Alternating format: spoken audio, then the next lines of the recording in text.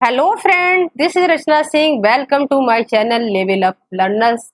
आज हम पढ़ने वाले हैं effect of heredity and environment. इससे पहले मैंने आप लोगों के लिए हेरिडिटी टॉपिक कंप्लीट कर दिया और इसके क्वेश्चन आंसर भी लगवा दिए हैं। आज हम पढ़ने वाले हैं इन्वायरमेंट और इसके क्वेश्चन आंसर बहुत जल्दी ही नेक्स्ट वीडियो में लेकर आएंगे। ये जो टॉपिक है, आप कोई भी एग्जाम देते हैं, चाहे आपका सीटेट, ईपीटेट, सुपरटेट, एनबीएस, केवीएस, सभी सभी में यहाँ से क्वेश्चन पूछे जाते हैं। तो डेफिनेशन एंड मीनिंग समझ लेते हैं इन्वायरमेंट का। The environment is made of two words, peri and cover.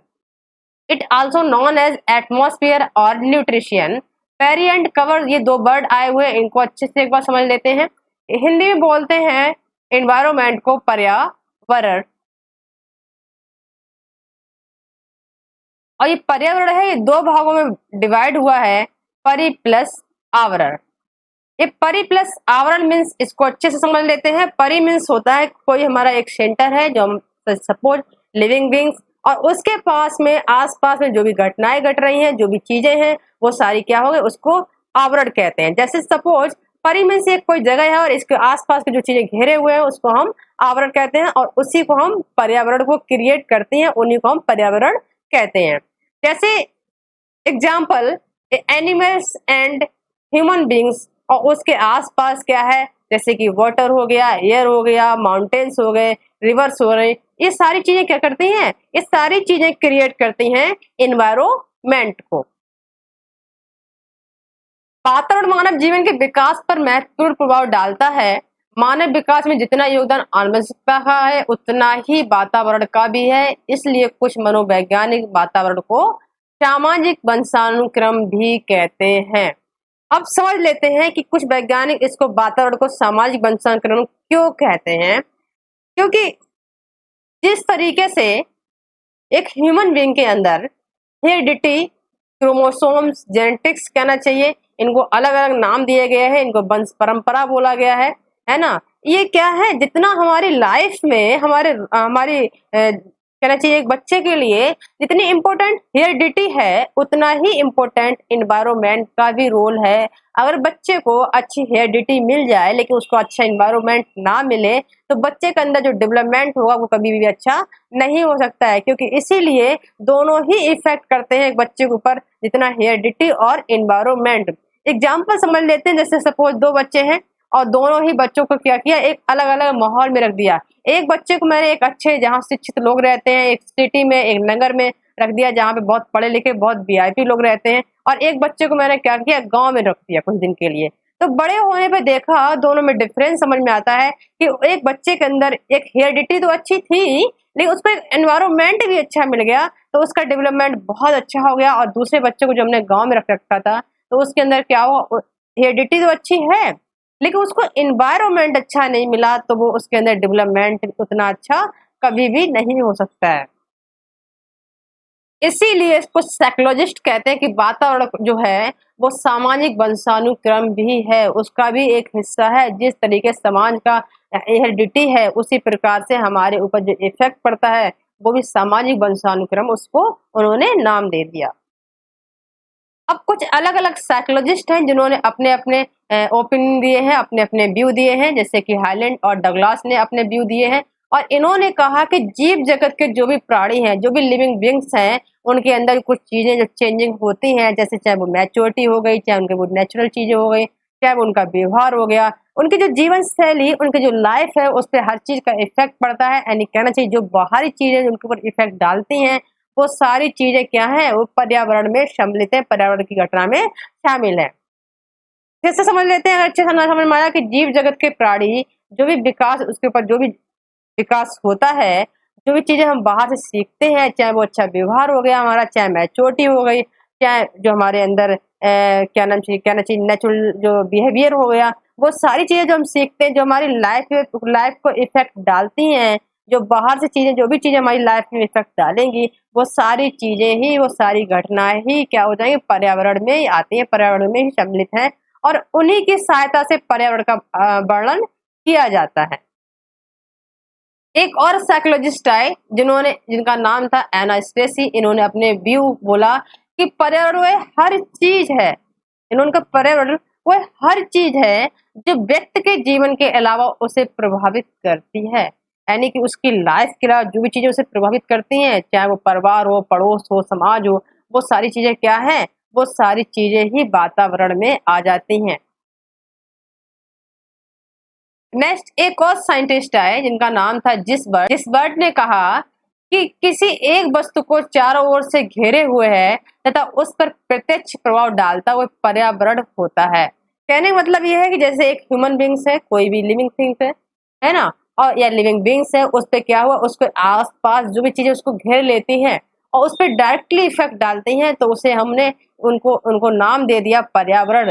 ये नाम दिया है जिसबर्ट ने। जैसे एग्जाम्पल समझ लेते हैं कि जैसे कहा जाता है कि जब बच्चा छोटा होता है तो उसे एक अच्छे एटमॉस्फेयर, अच्छे माहौल में रखना चाहिए, बिकॉज कि जब बच्चा अच्छे माहौल में रहेगा तो वहाँ का उसका भाषा का प्रभाव, उसके रहन सहन का, हर चीज का उसका इफेक्ट डालता है। इसी प्रकार से उसके ऊपर डायरेक्टली उस चीज का इफेक्ट पड़ता है, ऐसा जिसबर्ट बोलते हैं। अब इफेक्ट ऑफ इन्वायरमेंट को समझ लेते हैं। मेंटली इफेक्ट क्या पड़ता है और बालक पर बहुमुखी प्रभाव क्या पड़ जाता है, शारीरिक अंतर का क्या प्रभाव आता है, प्रजाति की श्रेष्ठता पर क्या प्रभाव पड़ता है और व्यक्तित्व का प्रभाव उसके ऊपर किस तरीके से असर करता है। कुछ मेंटल इफेक्ट, मेंटल डेवलपमेंट के इफेक्ट समझ लेते हैं। एक साइकोलॉजिस्ट हैं जिनका नाम है गॉर्डन। इन्होंने अपने व्यू में इन्होंने कहा कि जो सामाजिक और सांस्कृतिक वातावरण नहीं मिलने पर मानसिक विकास की गति धीमी हो जाती है।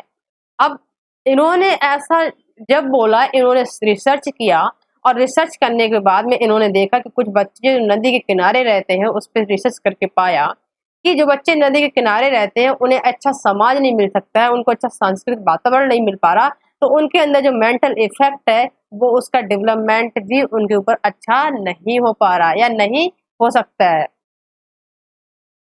अब बालक पर बहुमुखी प्रभाव इसको समझ लेते हैं। एक बच्चा था जिसका नाम था एवेरॉन। ये एक जंगली बच्चा था, एक बहुत अच्छा एग्जाम्पल है इस बहुमुखी प्रभाव को समझने के लिए। तो ये जंगली बच्चा क्या हुआ, जब ये बचपन में जैसे इसका जन्म हुआ, जन्म के समय इस बच्चे को एक जंगली जानवर उठा ले गया। तो जब जंगली जानवर ले गया तो उसपे उसके ऊपर इफेक्ट पड़ा उसका फिजिकल फैक्टर का, मेंटल फैक्टर का, सोशल फैक्टर का और इमोशनल फैक्टर का। ये इफेक्ट सारे इफेक्ट कैसे इसके ऊपर असर करेंगे, जब बच्चा फिजिकल इफेक्ट देखिए, जब बच्चे ने क्या किया, जब जंगली जानवर को देखा तो उसी के हिसाब से इसने चलना शुरू कर दिया। इसने चलने के लिए अपने हाथों का प्रयोग करना शुरू कर दिया और मेंटल फैक्टर, जिस तरीके से वो आवाजें निकालते, जिस तरीके से वो बोलते थे, उसी प्रकार से इसने भी क्या किया, बोलना शुरू कर दिया। अब सोशल फैक्टर की बात आती है तो बच्चे ने देखा कि वहां पे जो जानवर हैं, जो भी खाते पीते हैं, जिस तरीके से रहते हैं, उसी प्रकार से इसने भी रहना इसके ऊपर शुरू कर दिया। इस तरीके से सारे इफेक्ट बच्चे के ऊपर पड़ने शुरू हो गए हैं। अब बात आती है इंडिविजुअल डिफरेंस, जो इफेक्ट पड़ता है किस तरीके से। कुछ साइकोलॉजिस्ट है जिनका नाम है न्यूमैन, फ्रीमैन और हॉलजिंगर। इन्होंने अपनी बात को साबित करने के लिए कुछ प्रैक्टिकल किया और प्रैक्टिकल करके देखा कि कुछ बच्चों के जोड़े लिए और बच्चों में क्या किया, इंडिविजुअल डिफरेंस देखा कि कुछ बच्चों को उन्होंने सिटी में रखा और कुछ बच्चों को उन्होंने गांव में रख दिया। तो गांव और सिटी के दोनों बच्चों में देखा कि जो गांव वाले बच्चे हैं जब उनसे मिलते हैं कुछ साल बाद, तो वो बहुत चिंताग्रस्त थे और क्या था, वो उतने बुद्धिमान नहीं थे जितने कि सिटी बच्चे थे, क्योंकि उन्हें एक अच्छा माहौल मिला हुआ है। वो चिंता मुक्त थे और ये चिंता ग्रस्त थे। दोनों में डिफरेंस समझिए, जो गांव बच्चे थे वो चिंताग्रस्त थे और जो सिटी बच्चे थे वो चिंता मुक्त, आराम से वो रह रहे थे और बुद्धिमान भी थे। अब जैसे एग्जाम्पल एक और समझ लेते, कभी भी एक फैमिली में देखा हुआ कि अगर 2 बच्चे या 3 बच्चे एक पेरेंट्स को होते हैं तो उनके कभी भी व्यवहार, उनका बॉडी लैंग्वेज कभी बिल्कुल एक सेम नहीं हो सकता है, कभी उनके ऊपर इंडिविजुअल डिफरेंस होता ही होता है बच्चों के ऊपर।